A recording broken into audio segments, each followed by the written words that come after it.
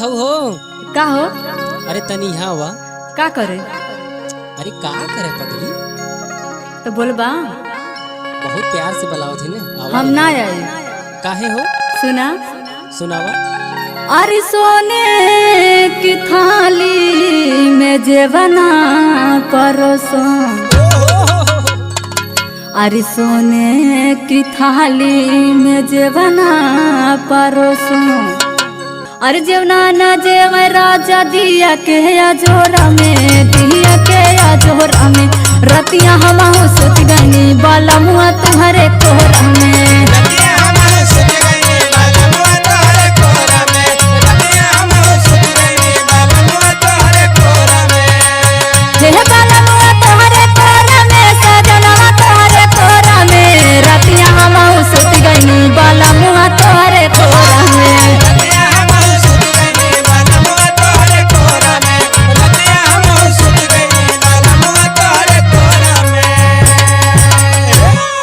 और सुना।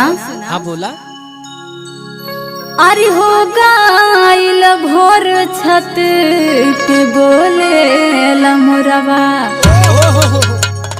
अरे हो गाइल भोर छत पे बोले लमुरवा।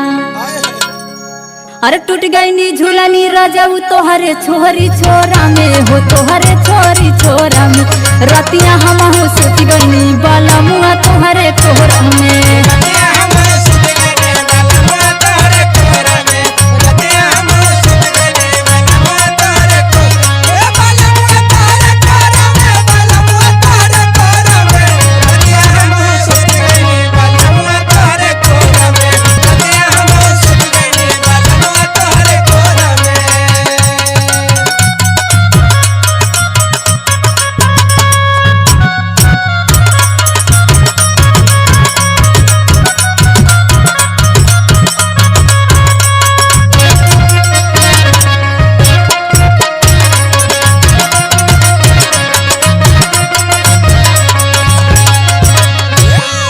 अजीव जरा के तो बलावत होगा।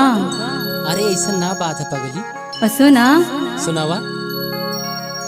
हर पाई के मौका जक्सन मरला तू एक्शन।